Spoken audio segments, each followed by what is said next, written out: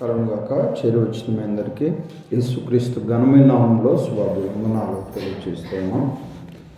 ప్రేమ కలిగిన దేవుడు తన కృప చేత మనల్ని ప్రేమించి మనల్ని సజీవ లెక్కలో ఉంచి ఆయన సన్నిధిలో సమకూర్చిన విధానాన్ని బట్టి ప్రభుని స్తుతిస్తూ ఉన్నాం.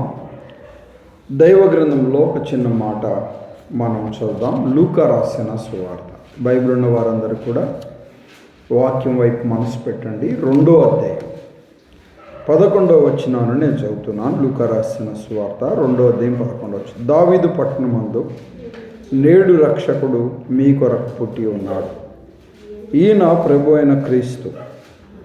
దానికి ఇదే మీకు ఆనవాలు. ఒక శిశువు ప్రతిగుడ్డులతో చుట్టబడి ఒక తొట్టిలో పడుకొనుంట మీరు చూసెదరు అని వారితో చెప్పాను. దావీదు పట్టణమందు నేడు రక్షకుడు మీ కొరకు పుట్టి ఉన్నాడు. నేడు రక్షకుడు మీ కొరకు పుట్టి ఉన్నాడు. పరిశుద్ధుడు అయిన తండ్రి, నీ గ్రంథంలో కొన్ని మాటలు చూడాలని ఆశపడుతుండగా కనికరించండి. నాతో మాతో మీరు మాట్లాడండి. చేరి వచ్చిన వారికి, మైకు ద్వారా వింటున్న వారికి మేలుకరమైన నీ అమూల్యమైన వాక్కులను మీరు ప్రసాదింపచేయండి. మీరు మాట్లాడే దేవుడు, మా మంచి బోధకుడు, కనికరించమని, కృప చూపించమని, సహాయం చేయమని, ఆదుకొని నడిపించమని, పరచబడమని ముందున్న సమయం నీ చేతికి అప్పగిస్తూ యేసుక్రీస్తు ఘనమైన నామంలో ప్రార్థన చేసి అడిగి వేడుకుంటున్నాం తండ్రి. ఆమేన్. దేవుని నామానికి మహిమ కలుగునుగాక. లూకా రాసిన సువార్త 2వ అధ్యాయంలో 11వ వచనంలో మనం చదువు. దావీదు పట్టణమందు నేడు రక్షకుడు మీ కొరకు పుట్టి ఉన్నాడు. దేవుని మాటల వైపు మనం మనసు పెట్టినట్టయితే నేడు రక్షకుడు మీ కొరకు పుట్టి ఉన్నాడు అనే మాట మనం చూస్తూ ఉన్నాం.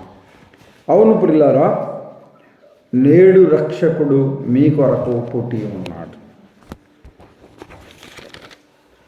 చాలా జాగ్రత్తగా దేవుని మాటల వైపు మనసు పెడితే ఎవరెవరికి ఆయన రక్షకుడు అనే మాటలు జాగ్రత్తగా మనం గమనించినట్లయితే ఒక మాట చూడండి, దాటిపోదాం. వాక్యం వైపు మనసు పెడదాం. తిమోతికి రాసిన మొదటి పత్రిక 4వ అధ్యాయం.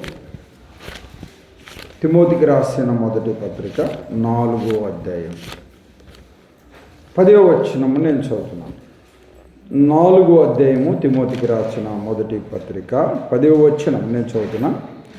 4:10 మనుషులందరికీ రక్షకుడు, మరి విశేషంగా విశ్వాసులకు రక్షకుడై జీవము గల దేవుని యందు మనము నిరీక్షించి ఉన్నాము గనుక ఇందు నిమిత్తము ప్రయాసతో పాటుపడుచున్నాము. మనుషులందరికీ రక్షకుడు, మనుషులందరికీ రక్షకుడు. దేవుని మాటల వైపు మనసు పెట్టాలి. ఎవరికి ఆయన రక్షకుడు? మనుషులందరికీ రక్షకుడు అంటూ మరి విశేషంగా చెప్పండి, విశ్వాసులకు రక్షకుడు, మనుషులందరికీ రక్షకుడు. ముందేం చదువుకున్నాం? ప్రజలందరికీ కలగబో మహా సంతోషక నేడు రక్షకుడు మీ కొరకు పుట్టి ఉన్నాడు. పిల్లారా, ప్రజలందరికీ కలగబో సంతోషం, రక్షకుడు పుట్టి ఉన్నాడు. రక్షకుడు పుట్టి ఉన్నాడు. పిల్లారా గమనించాలి, నేడు రక్షకుడు మీ కొరకు పుట్టి ఉన్నాడు. ఆయన రక్షకుడు. యేసు అంటే అర్థం రక్షకుడు, క్రీస్తు అంటే అర్థం అభిషిక్తుడు. ఆయన రక్షించేవాడు. తన ప్రజలను వారి పాపం నుండి ఆయనే రక్షించును అనే మాట మనం చూస్తున్నాం. తన ప్రజలను రక్షించేవాడు. మనుషులందరికీ ఆయన రక్షకుడు, ప్రజలందరికీ ఆయన రక్షకుడు, ప్రజలందరికీ ఆయన రక్షకుడు. దేవుని మాటల వైపు మనసు పెట్టాలి. ఇక్కడ మనుషులందరికీ అన్నాడు, లూకా రాసిన సువార్తలో ప్రజలందరికీ అన్నాడు. పిల్లారా గమనించాలి. మత్తయి రాసిన సువార్తలో తన ప్రజలను వారి పాపం నుండి ఆయనే రక్షించును గనుక అన్నాడు. ప్రజలందరికీ రక్షకుడు, మనుషులందరికీ రక్షకుడు. ఎవరు నమ్మినా నమ్మకపోయినా ఇది సత్యం. గాలి ఎంతమందికి, నీరు ఎంతమందికి, ఆహారం ఎంతమందికి, ప్రకృతి ఎంతమందికి, అందరికీ, మనుషులందరికీ రక్షకుడు. దేవుని మాటల వైపు మనసు పెట్టాలి. అందరికీ రక్షకుడు, మరి విశేషంగా విశ్వాసులకు రక్షకుడు. పిల్లారా, దేవుని మాటల వైపు మనసు పెట్టాలి. ఆయన రక్షించేవాడు. రక్షణ ఎవరికి అవసరం? అపాయంలో ఉన్నవారికి. రక్షణ ఎవరికి అవసరం? పిల్లారగమ ప్రమాదంలో ఉన్న వ్యక్తికి. రక్షణ ఎవరికి అవసరం? ఉపత్తిలో ఉన్న వ్యక్తికి. పిల్లారా గమనించాలి. రక్షణ అపాయములో ఉన్న వ్యక్తికి, అంటే ఉపత్తిలో ఉన్న వ్యక్తికి, ప్రమాదములో ఉన్న వ్యక్తికి రక్షకుడు అవసరం. పిల్లారా చాలా జాగ్రత్తగా గమనించాలి. అయితే మానవులు ఏ ఉపత్తిలో ఉన్నారు, ఏ ప్రమాదంలో ఉన్నారు అని మనం ఆలోచన చేస్తే చాలా జాగ్రత్తగా గమనించాలి.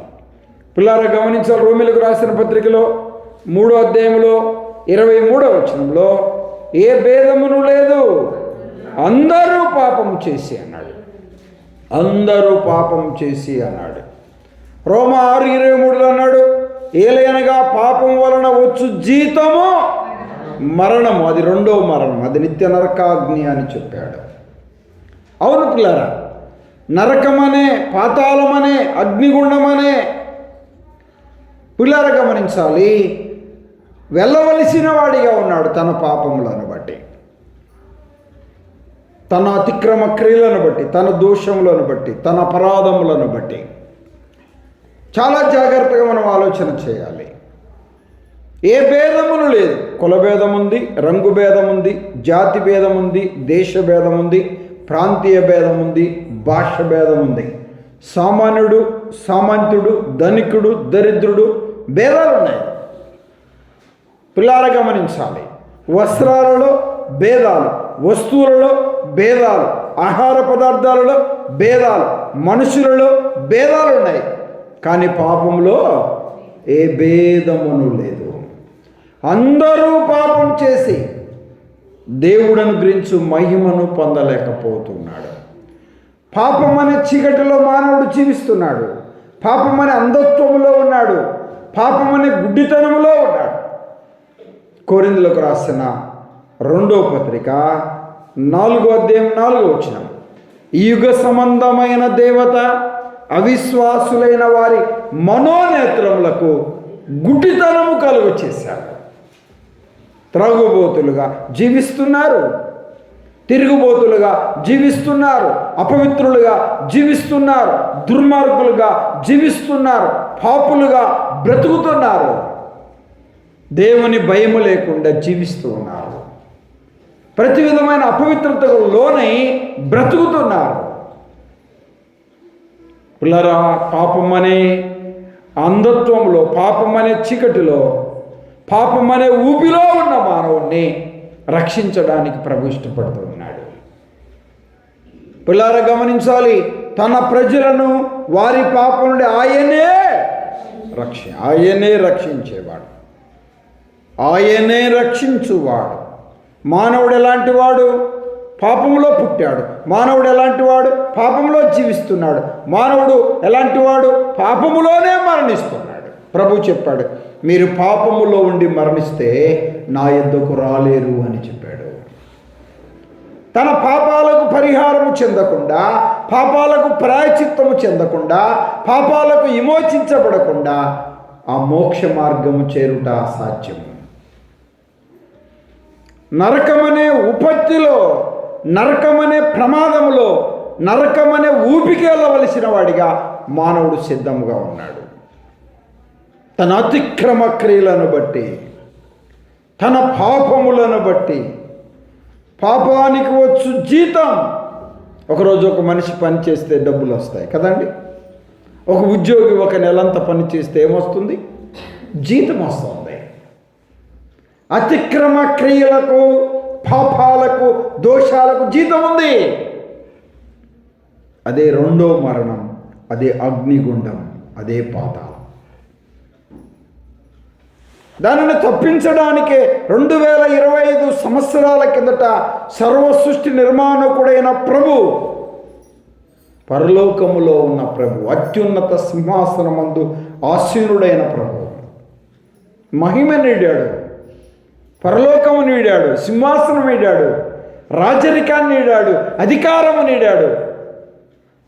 రక్త మాంసము గలవాడిగా, శరీరధారిగా ఈ లోకములో ఒక తల్లి అయిన మరియ గర్భమును వెన్నుకొని ఈ లోకములో ఆయన పుట్టాడు.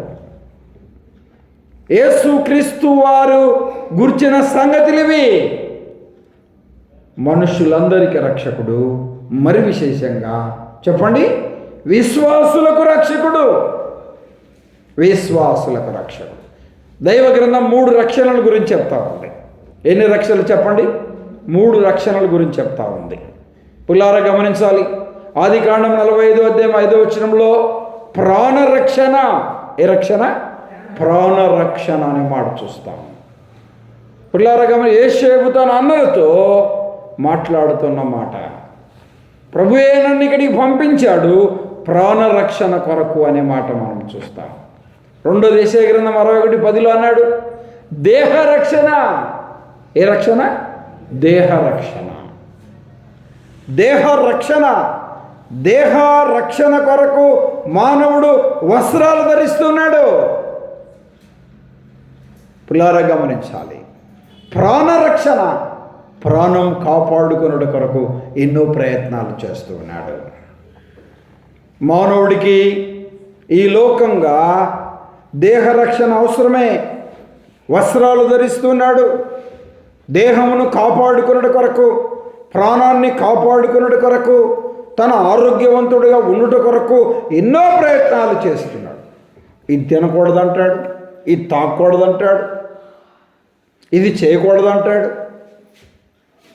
రోజుకి ఇన్ని గంటలు నడవాలంటాడు, ఇలా ఎక్సర్సైజ్ చేయాలంటాడు, ఆకుకూరలే తినాలంటారు, కొంతమంది కూరగాయలు తినాలంటారు, కొంతమంది మాంసపాన్యాలు తినాలంటారు, కొంతమంది ద్రవ పదార్థాలు తాగాలని చెప్తారు, కొంతమంది ఇంగ్లీష్ మెడిసిన్ వాడమంటారు, కొంతమంది నాటు మందులు వాడమంటారు, కొంతమంది హోమియోపతి వాడమని చెప్తారు.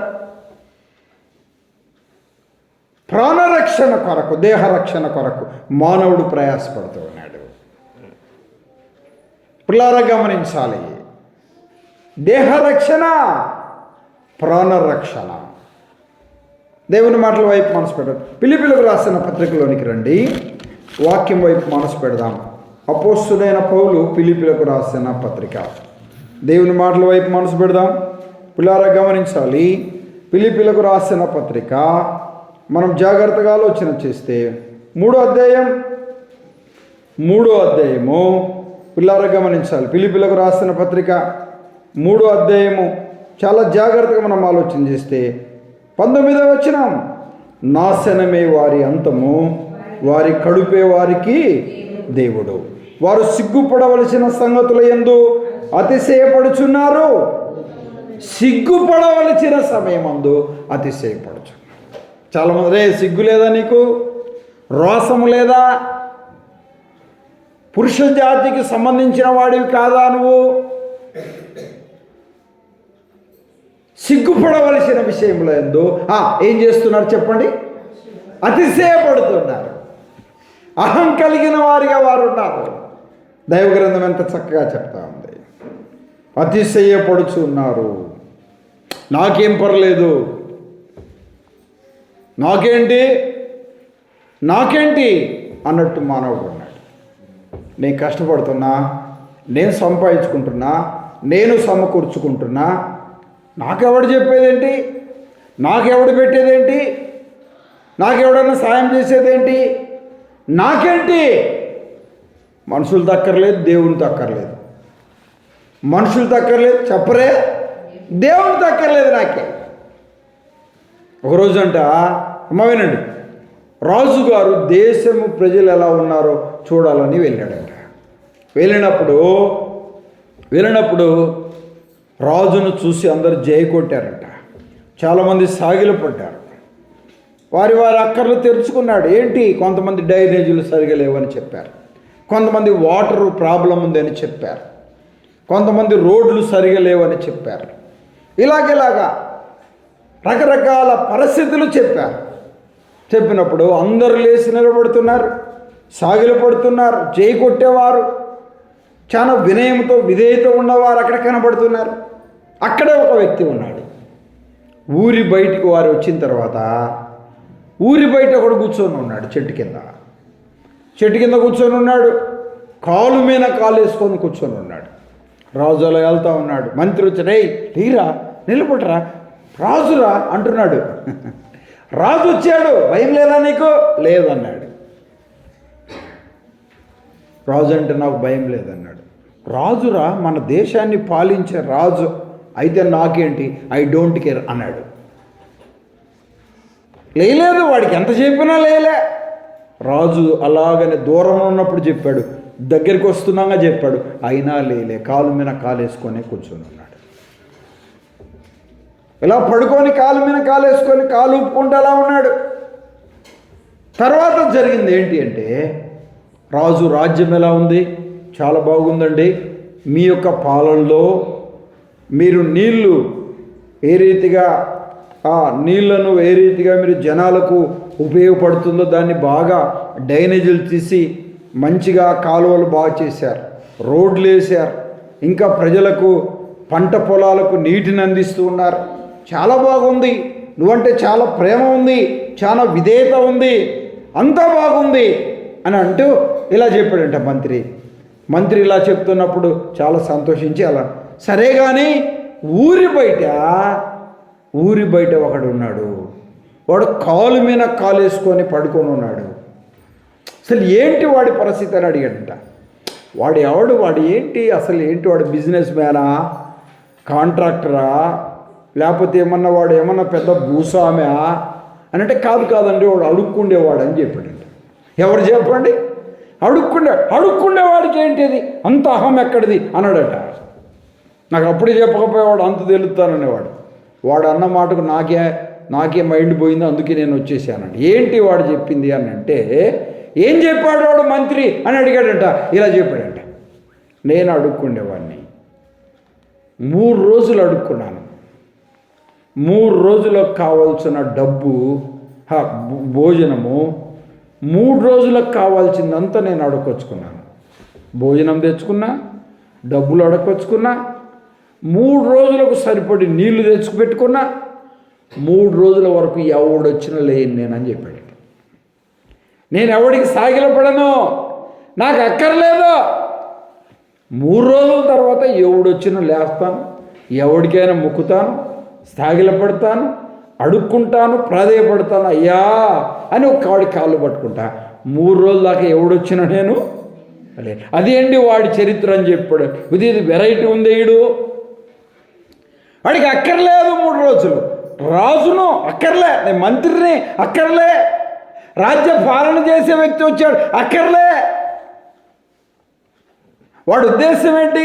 నేనే వీధులంటూ వెళ్ళా, అడుక్కున్నా, వాళ్ళకి ఏదో ఉన్నది నాకు పెట్టారు, నేను తెచ్చుకున్నా, నేను తింటున్నా, వస్త్రాలు ఇచ్చారు, కొంత డబ్బులు ఇచ్చారు, నీళ్లు తెచ్చుకున్నా, భోజనం తెచ్చుకున్నా, ఇక్కడ ఉండి తింటున్నా, నేనేంటి ఎవడికి భయపడేది అని చెప్పాడంట.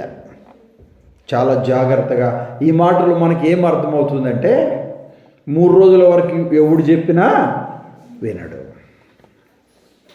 కొంతమందికి చూడండి, మనం ఎంత చెప్పినా కానీ వారు దేవుని దగ్గరికి రారు.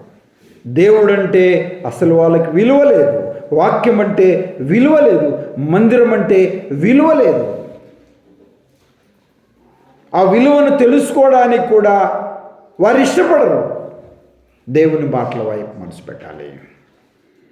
దేహ రక్షణ, ప్రాణ రక్షణ. నాకేంటి, 3 రోజులకు సరిపడు వస్త్రాలు ఉన్నాయి, ఆహారం ఉంది, నాకేంటి, నాకెవరితో పనిలే, దేవుడితో పనిలే, మనుషులతో పనిలే, రాజుతో పనిలే, నాకేంటి, అది వాడి ధైర్యం. దేహ రక్షణ ఏ రక్షణ ముందు చూసింది? ప్రాణ రక్షణ, దేహ రక్షణ. ఇలా చెప్తా. పాదాలకు చెప్పులు ఎందుకు వేసుకుంటాం? పాద రక్షణ. శరీరానికి వస్త్రాలు ఎందుకు వేసుకుంటాం? శరీరానికి రక్షణ. గృహాన్ని కట్టుకున్నాం, గృహ రక్షణ. మన గ్రామంలో పోలీసు వారు ఉన్నారు, గ్రామ రక్షకులు. మన దేశ సరిహద్దులో మిలిటరీ వారు ఉన్నారు, సముద్ర సరిహద్దులలో నేవిదళం ఉంది. దేశ రక్షణ, పాదరక్షణ, దేహ రక్షణ, గృహ రక్షణ, గ్రామ రక్షణ, దేశ రక్షణ. వీటన్నిటికంటే ప్రాముఖ్యమైనది ఆత్మరక్షణ. పేతురు రాసిన మొదటి పత్రికలో 1వ అధ్యాయంలో 10వ వచనంలో చెప్పాడు, ఆత్మరక్షణ పొందొచ్చు అన్నాడు. ఆత్మరక్షణ పొందాలి. శరీరం క్షీణిస్తుంది, శరీరం మట్టిలో కలిసిపోతుంది. శరీరము మట్టి, ఆత్మ ఎల్లప్పుడూ జీవిస్తూ ఉంది. ఆత్మ ఎక్కడికి వెళ్తుంది? మన్నైనది వెనుకటి వలె మన్నైపోవును, ఆత్మ తాను దయచేసిన దేవుని యొద్దకు చేరుతా ఉంది. ఆత్మ దేవుని యొద్దకు వెళ్తుంది. మారు మనస్సు పొందని ధనవంతుడు భూలోకములో విలాసవంతమైన జీవితాన్ని జీవించాడు. తిన్నాడు, తాగాడు, సుఖించాడు, ఆనందించాడు, అనుభవించాడు. భూలోకములో ధనవంతుడు, పరలోకంలో వాడు దరిద్రుడు. భూలోకంలో సుఖపడ్డాడు, నరకంలో ఏడుస్తున్నాడు. దాహం అంటున్నాడు, కేకలేస్తున్నాడు, ఏడుస్తున్నాడు, అయ్యా అయ్యా అంటున్నాడు. భూలోకంలో ఎవరి మాట వాడు వినలేదు. బహుశా అబ్రహామును తండ్రి అంటున్నాడు, యూదుడు కావచ్చు, చరిత్ర చెప్తుంది. అక్కడే ఒక వ్యక్తి ఉన్నాడు, దరిద్రుడైన లాజరు.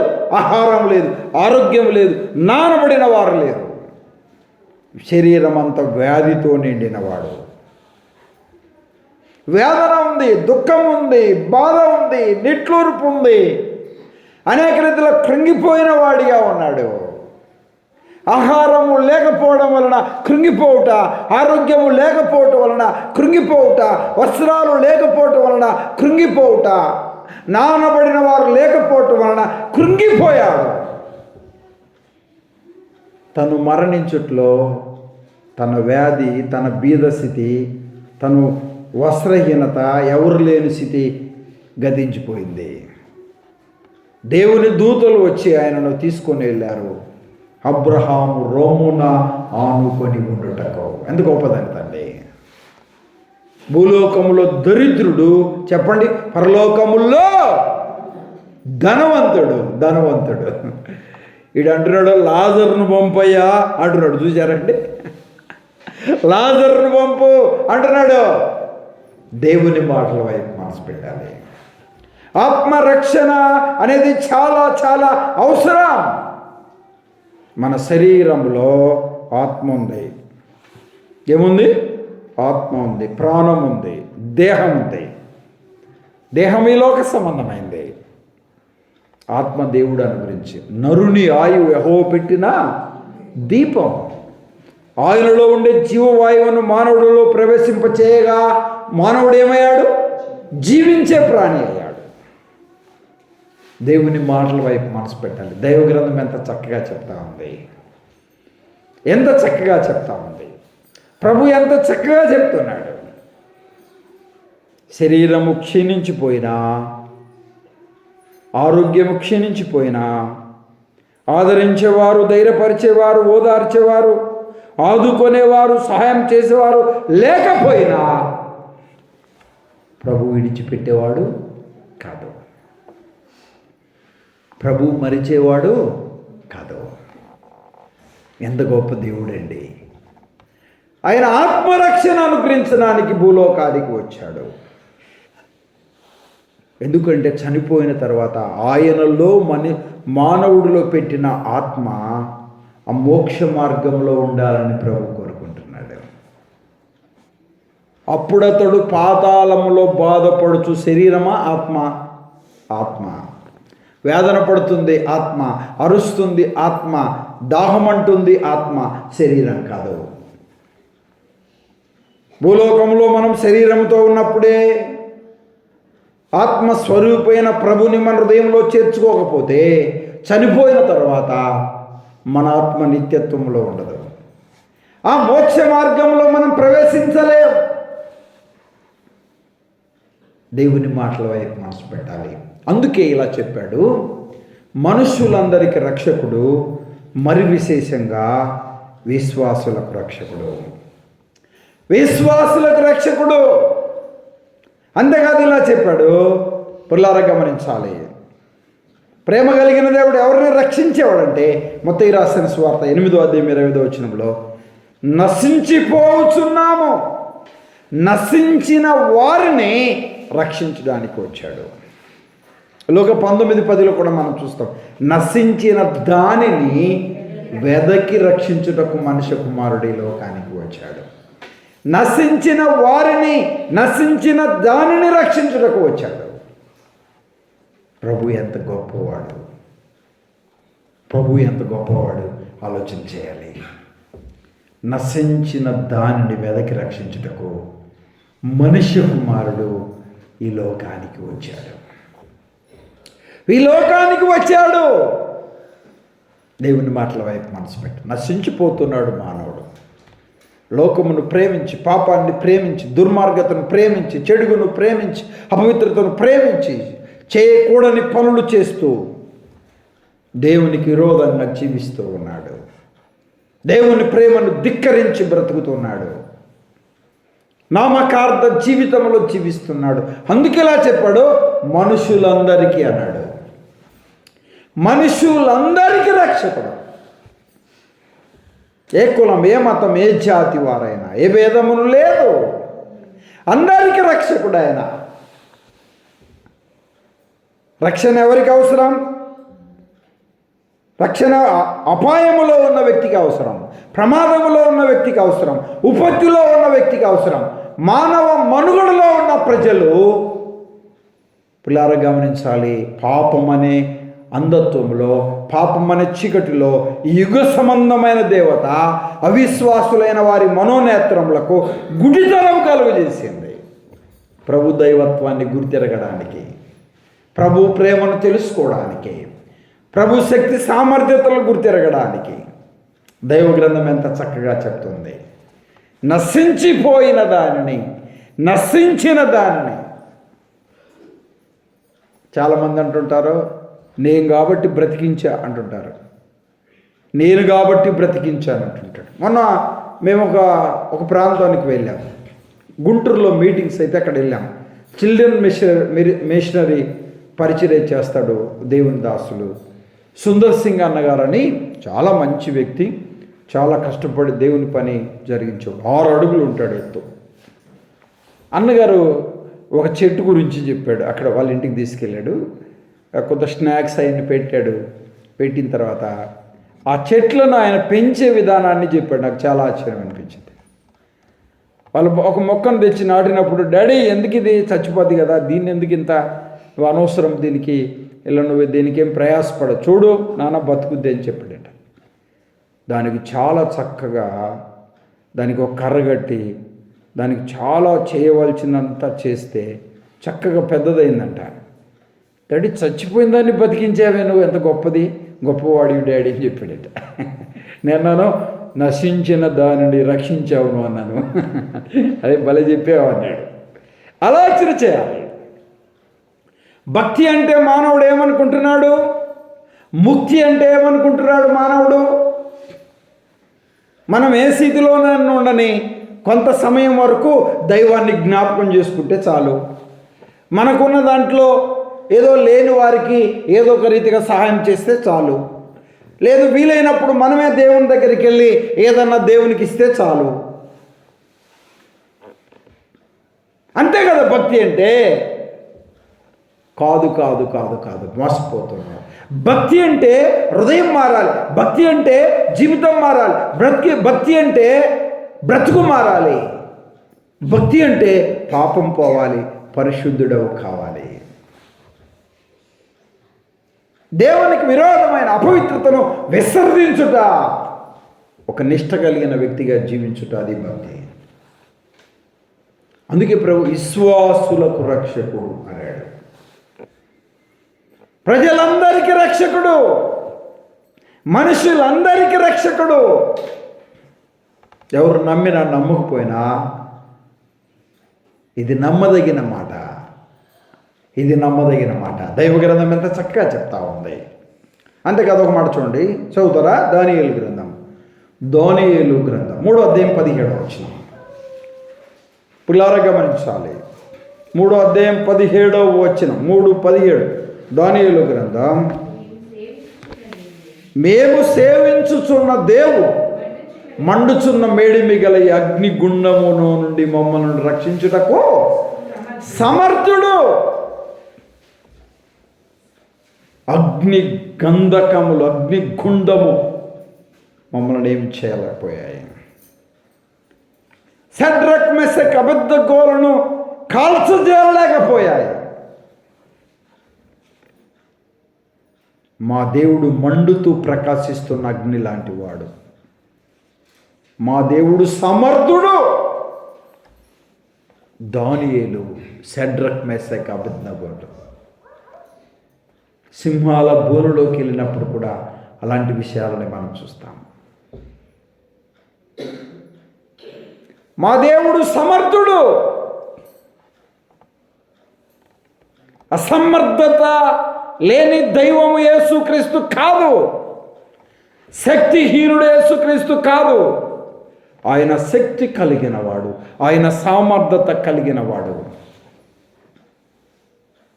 ఎంత గొప్ప సమర్థత కలిగిన వాడు ప్రభు, ఎంత గొప్ప శక్తి కలిగిన వాడు ప్రభు. రక్షించుటకు సమర్థుడు. అబ్బా, ఎంత మంచి మాట అండి. ఎవరండి ఆయన? రక్షించుటకు సమర్థుడు. ఎట్టి వారినైనా తప్పించి రక్షించుటకు సమర్థుడు. ఎంత గొప్ప! మా దేవుడు రక్షించుటకు సమర్థుడు.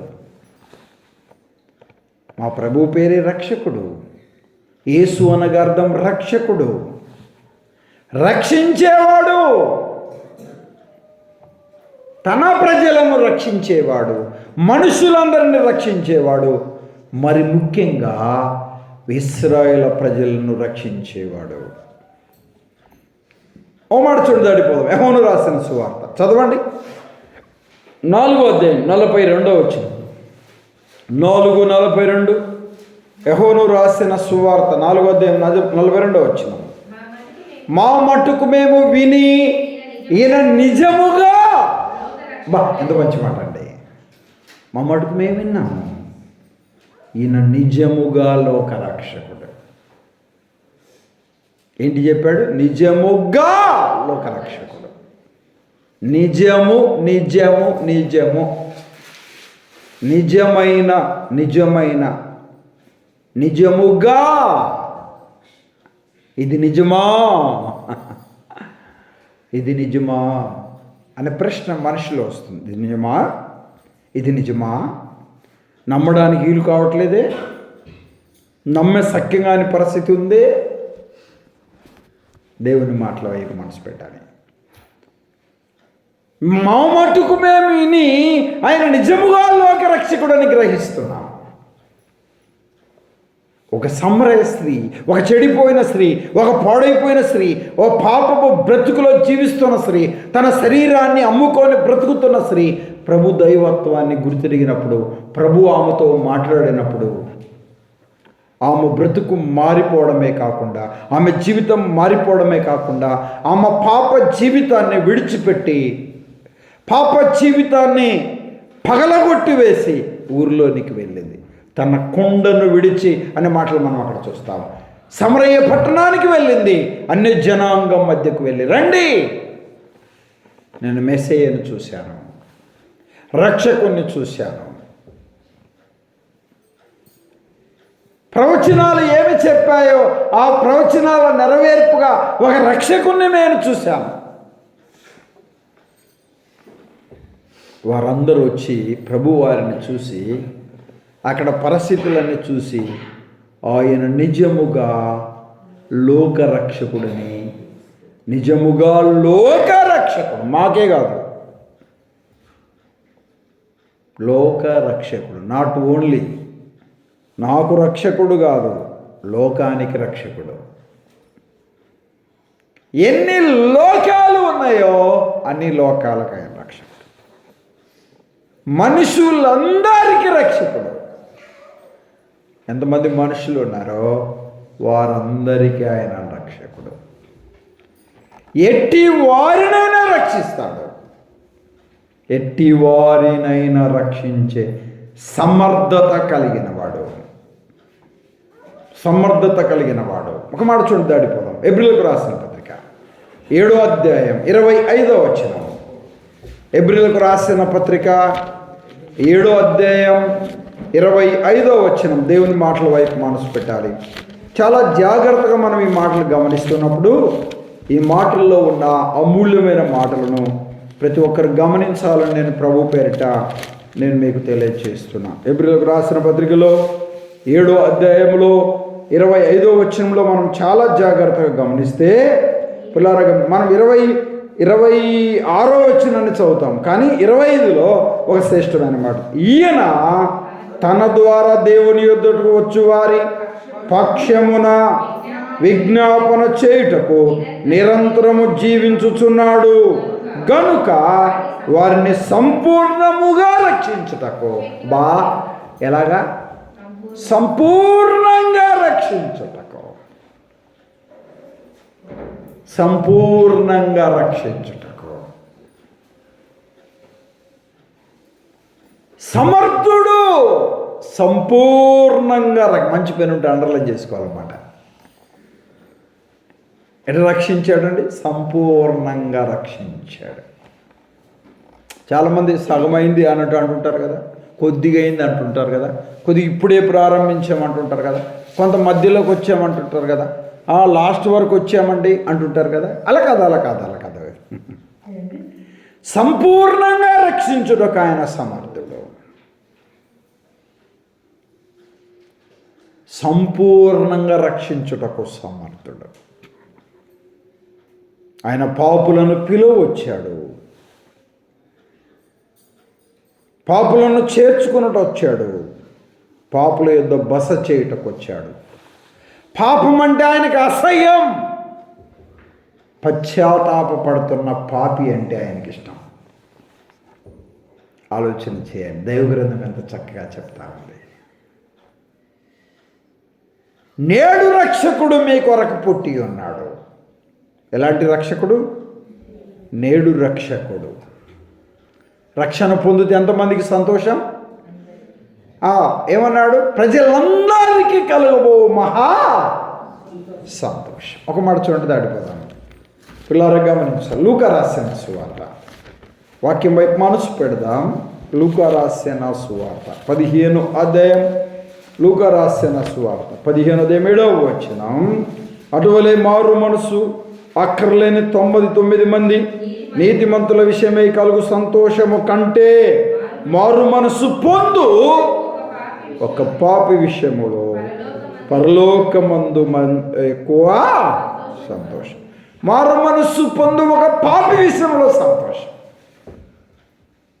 మారు మనస్సు పొందు ఒక పరలోకములో సంతోషం.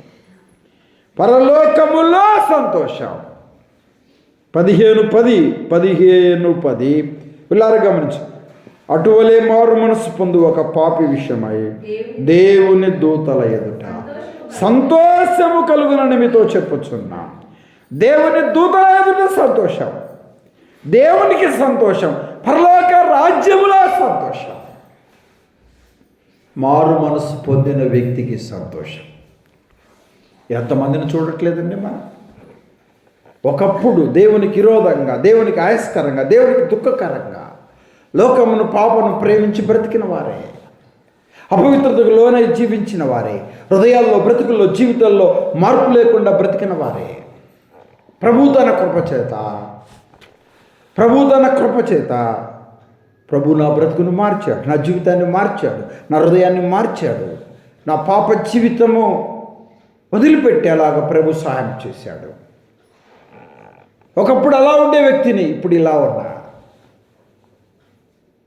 ఎక్కడైనా ఈ మాట వినగలవా? ఎవరైనా చెప్పగలరా ఈ మాట? త్రాగుబోతులను మార్చిన గ్రంథం, దొంగలను మార్చిన గ్రంథం, వ్యభిచారులను మార్చిన గ్రంథం, ప్రతి విధంగా అపవిత్రతకు లోనే జీవిస్తున్న వారిని, నక్సలిజంలో ఉన్న వారిని పిల్లార గమనించాలి, ఉగ్రవాదులను సహా మార్చిన గ్రంథము పరిశుద్ధమైన బైబిల్ గ్రంథం.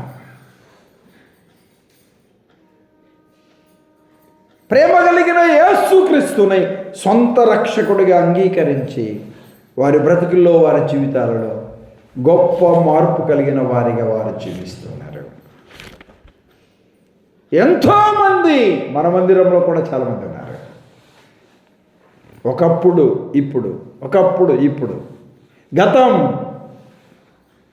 దేవుణ్ణి ఎరుగినప్పుడు, దేవుణ్ణి తెలుసుకోనప్పుడు, మారు మనసు పొందనప్పుడు, రక్షణ పొందనప్పుడు, ప్రభుకు హృదయమే ఉన్నప్పుడు, లోకమును పాపాన్ని ప్రేమిస్తున్నప్పుడు, సాతాను సంబంధంగా జీవిస్తున్నప్పుడు నేను అలా బ్రతికాను, నాకు అక్కర్లేదు, దాన్ని విసర్జించాను, దాన్ని అసహించుకున్నాను, దాన్ని వదిలిపెట్టాను. ఎన్నడూ అది నాకు అక్కర్లేదన్నట్టుగా నేను జీవిస్తున్నాను. నా హృదయంలో, నా జీవితంలో మార్పును దేవుడు ఇచ్చాడు. ఏంటి మార్పు? మారు మనస్సు పొందాను. మారు మనస్సు పొందు ఒక పాపి విషయంలో పరలోకంలో ఎక్కువ సంతోషం, దేవునికి సంతోషం, దేవుని దూతలకు సంతోషం, పరలోక రాజ్యములో మారు మనసు పొందిన వ్యక్తి కూడా సంతోషం. దేవుని మాటల వైపు మనసు పెట్టాలి. రక్షణ పొందని వ్యక్తి, మారు మనసు పొందని వ్యక్తి ఎంత అడావుడిగా ఉంటాడో,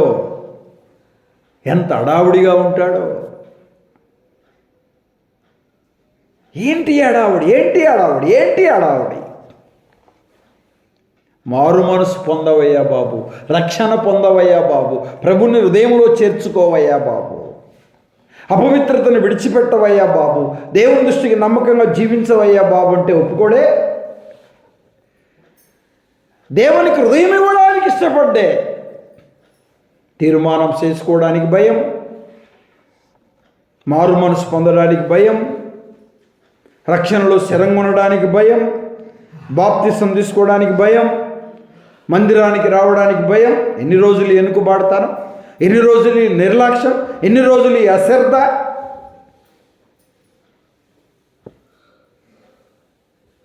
ఈ డిసెంబర్లోనైనా ప్రేమ కలిగిన దేవుడు నీతో మాట్లాడుతున్నాడు. నీ బ్రతుకుల్లో, నీ జీవితంలో ఒక మార్పు కలిగిన వ్యక్తిగా నువ్వు జీవించాలి. అన్య దేశంలో ఉన్న షడ్రక్ మెషక్ అబేద్నెగోలు అనబడిన వారు, ఎవడు రక్షిస్తాడో నేను చూస్తాను అన్నాడు రాజు. ఎవడు రక్షిస్తాడో నేను చూస్తాను, అగ్నిలో వేస్తాను మిమ్మల్ని అన్నాడు. వాళ్ళు అన్నారు, మా దేవుడు రక్షించుటకు సమర్థుడు. రాజా, ఒక మాట చెప్తున్నా విను, మా దేవుడు రక్షించకపోయినా ఈ అగ్నిగుండంలో కాలిపోవడానికైనా మేము ఇష్టమే,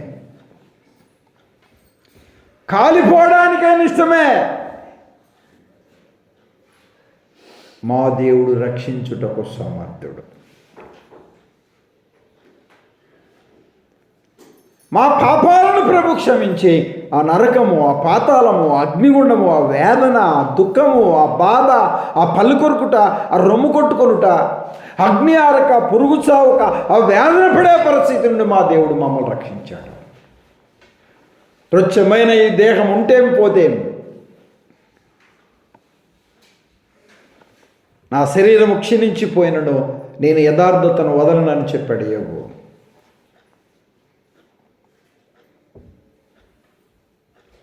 పిల్లారగా నేను దినదినము చనిపోతున్నా, క్రీస్తు యేసుతో నేను సిలువ వేయబడి ఉన్నాను. జీవించువాడనిక నాలో ఉన్న అహం, నేను అయాం అనబడిన వాడు చనిపోయాడు, సిలువ వేయబడ్డాడు. క్రీస్తే నా యందు జీవిస్తూ ఉన్నాడు.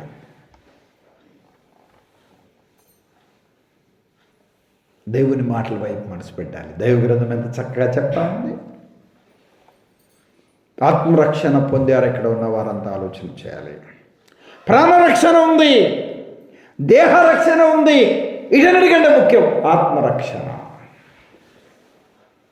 ఈ కూడికలో, ఈ మీటింగ్స్లో ప్రభు నీతో మాట్లాడుతున్నాడు. నీ హృదయంలో, నీ బ్రతుకులో ఒక నిశ్చయిత కలిగిన వ్యక్తిగా నువ్వు జీవించాలని ఆశపడుతూ ఉన్నాడు. నామకార్థ క్రైస్తవ జీవితాన్ని విడిచిపెట్టి హృదయంలో, బ్రతుకులో మార్పు కలిగిన వ్యక్తిగా, నీ హృదయంలో ఒక సమర్పణ భావం కలిగిన వ్యక్తిగా ఉండాలి. మన జీవితాలలో ఎన్నో ఒడిదుడుకులు, ఎన్నో అపాయాలు, ఎన్నో ప్రాణగండాలు, ఎన్నో మరణకరమైన పరిస్థితులు, ఎన్నో మేలులు, ఎంతో కృపను, ఎంతో ప్రేమను, ఎంతో సహాయాన్ని ఆయన మన పట్ల చూపిస్తూ వచ్చాడు. నేటికి కూడా బ్రతికించే ఈ మాటలు వినిపిస్తున్నాడు. ప్రభు అనుగ్రహించే గొప్ప రక్షణను నువ్వు స్వీకరించాలని ఆయన కోరుతూ ఉన్నాడు. ఆ రక్షణను పొందాలని ఆయన కోరుకుంటున్నాడు. ఆయన రాకడకు నువ్వు సిద్ధపడాలని ఆయన కోరుకుంటున్నాడు. రక్షణ పొందిన వారు కూడా లోపమును, బలహీనతను, అవిధేయతను, అయోగ్యతను, హృదయంలో దాగి ఉన్న దేవునికి విరోధమైన అపవిత్రతను గుర్తెరిగి ఒప్పుకొని విడిచిపెట్టాలి. దేవా, ఎన్నో మేలులు మా పట్ల చేస్తూ వచ్చారు. మనుషులందరూ రక్షణ పొంది సత్యమును గురించిన అనుభవ జ్ఞానము గలవారిగా జీవించాలని ఆయన ఆశపడుతూ ఉన్నాడు. నేడు రక్షకుడు మీ కొరకు పుట్టి ఉన్నాడు. ప్రజలందరికీ కలగబో మహా సంతోషం. ఆయన నిజమైన రక్షకుడు. ఆయన మనుషులందరికీ రక్షకుడు. ఆయన పాపులకు రక్షకుడు. కొంతమంది అంటున్నారు, మేం పాపులం కాదు, మాలో ఏ పాపమో ఆజ్ఞాతిక్రమమే పాపం, మేలేనిది విరిగి అలా చేయకపోవడమే పాపం, ఏది నిజమో దాన్ని అబద్ధంగా భావించడమే పాపం. ఇంతవరకు దేవునికి విరోధమైన హృదయం కలిగి జీవించడమే పాపం.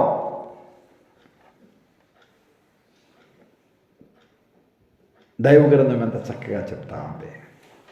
ప్రభు ఎంత చక్కగా ఈ మాటలు తెలియజేస్తూ ఉన్నాడు. హృదయంలో, బ్రతుకులో, జీవితంలో మార్పు కలిగిన వారికి మనం జీవించాలని ప్రభు కోరుకుంటున్నాడు. చెప్పనా సఖ్యమైన, మహిమయుక్తమైన ఆనందము దేవుని దూతలకు, దేవునికి మనకు కలిగిన వారిగా ఉండాలని ప్రభు కోరుకుంటున్నాడు. ప్రజలందరికీ కలుగబో మహా సంతోషం. సంతోషం అని సపోర్ట్ కొట్టుకుంటే కుదరదు. సంతోషమని ఏదో ఒక ఉద్రేక భావంతో, ఒక ఎమోషన్తో ఉంటే కుదరదు. ప్రాక్టికల్గా హృదయంలో మార్పును మనము కనపరచాలి. మరి విశ్వాసులకు రక్షకుడు. ఇశ్రాయేలు ప్రజలతో చెప్తూ ఇలా అన్నాడు. న్యూ టెస్టిమెంట్లో ఉన్న సంఘానికి చెప్తే ఇలా చెప్పాడు. యుగాంతమందున్న మనకు చెప్తే ఇలా, పూర్వం వారు ఇలా ఉన్నారు, పూర్వం వారు అలా ఉన్నారు. వారు భక్తిహీనులుగా ఉన్నారు, బలహీనులుగా ఉన్నారు, శరీరం యొక్క, మనసు యొక్క కోరికలను నెరవేర్చుకుంటున్నారు. వారు దేవుని ఉగ్రతకు పాత్రులై ఉన్నారు. వారు చచ్చిన వారిగా ఉన్నారు. మీరు వారి వలె ఉండకుడి అన్నాడు. అయితే దేవుడు కరుణా సంపన్నుడై ఉండి తన ఉచితమైన ప్రేమ చేత వారిని రక్షించి తన కృపను ప్రసాదింపచేశాడు.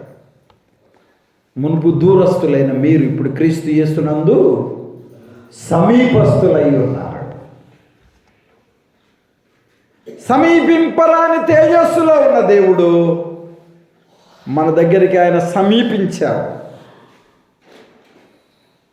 మన శిక్షను భరించడానికి, మన శాపాన్ని భరించడానికి, మన పాపాన్ని భరించడానికి, మన అతిక్రమ క్రియలను ఆయన ఈపు పైన వేసుకోవడానికి ఇష్టపడ్డాడు.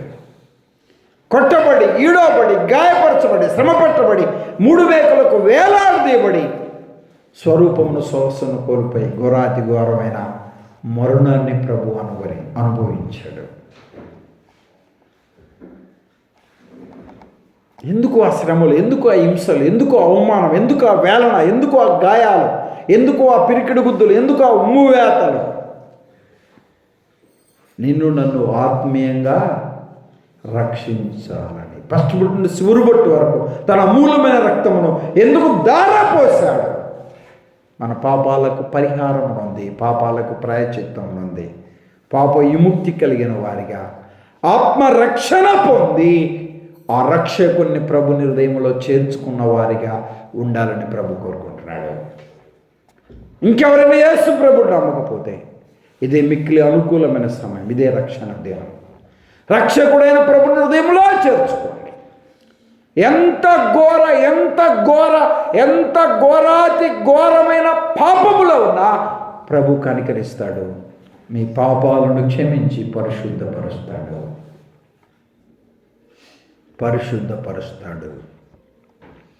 ఒప్పుకోవడం చేయడం కాదు. ఒప్పుకోవాలి, విడిచిపెట్టాలి, ఒప్పుకోవాలి, విసర్జించాలి, ఒప్పుకోవాలి, అసహించుకోవాలి. పిల్లరా గమనించాలి.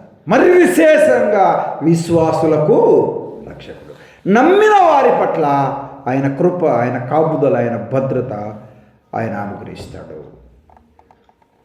దేవుడు ఏమై ఉన్నాడు? ఆత్మై ఉన్నాడు.